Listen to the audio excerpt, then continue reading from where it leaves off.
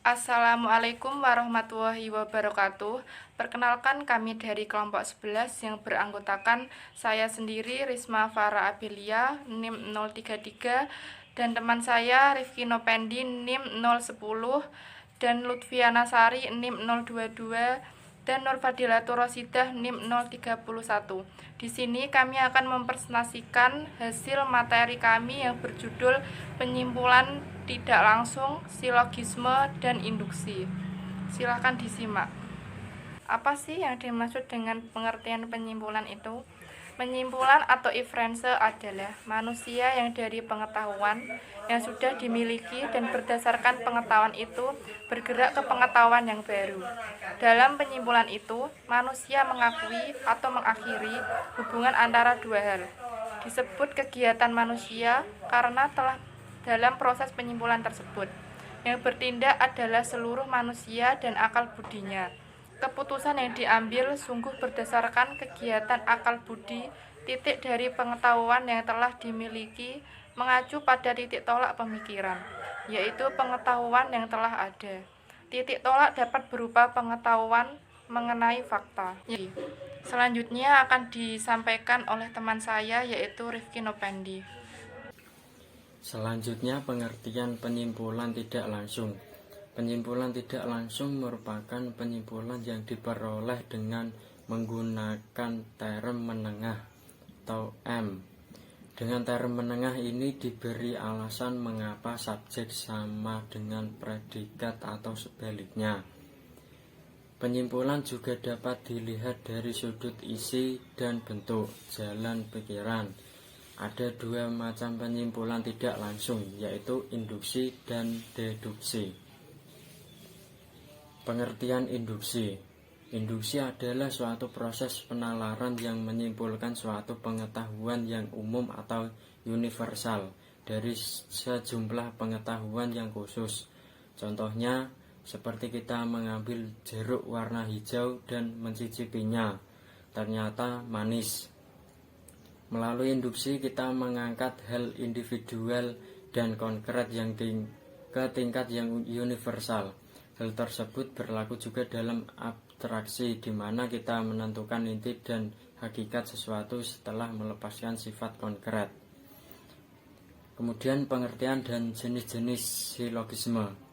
Pengertian silogisme merupakan bagian yang paling akhir dari pembahasan logika formal dan dianggap sebagian yang paling penting dalam ilmu logika.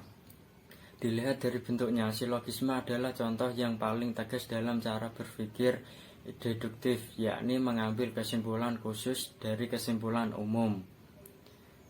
Dan selanjutnya akan dilanjutkan kembali. 1. Silogisme kategoris. A. Pengertian silogisme kategoris atau silogisme tanpa syarat. Silogisme kategoris adalah silogisme yang semua proposinya merupakan proposisi kategorial.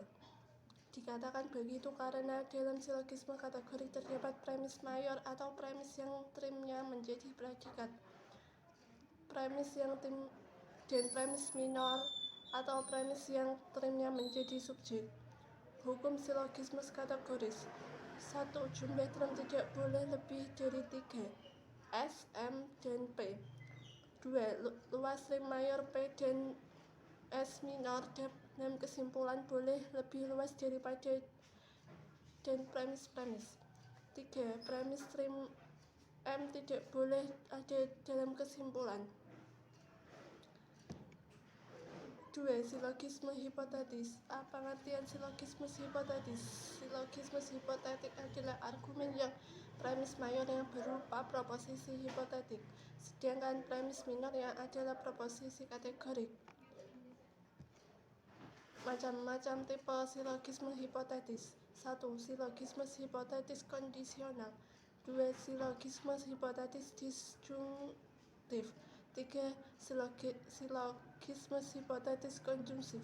4. Dilema. Silogisme hipotesis kondisional adalah silogisme yang premis mayornya berupa keputusan kondisional.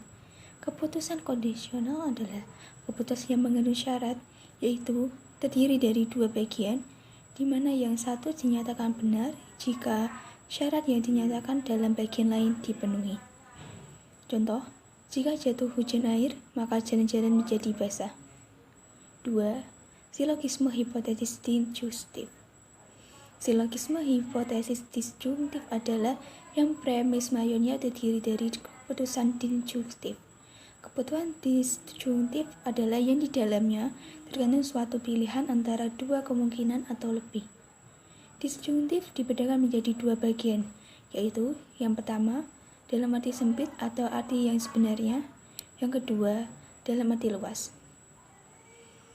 3. Silogisme hipotesis konjungtif. Silogisme hipotesis konjungtif merupakan silogisme yang premis mayornya berupa keputusan konjungtif. Keputusan konjungtif ialah keputusan di mana persesuaian beberapa predikat untuk satu subjek disangkal. Misal, Jack tidak mungkin sekaligus bergerak dan diam. 4. Dilema atau semacam pembuktian, di mana dari dua keputusan disjuntif atau lebih ditarik kesimpulan yang sama. Dibuktikan bahwa dari masing-masing kemungkinan harus ditarik kesimpulan yang tidak dikehendaki. Contoh, "Hai Hani, kau tetap tinggal di rumahmu," atau tidak. Jika ada di tempatmu, kau sudah melalaikan kewajibanmu, sebab musuh dapat masuk. Jika kau tidak ada di tempatmu, berarti kau licik atau melarikan diri, walaupun bagaimana kau harus tetap dihukum. Sekian, terima kasih. Wassalamualaikum warahmatullahi wabarakatuh.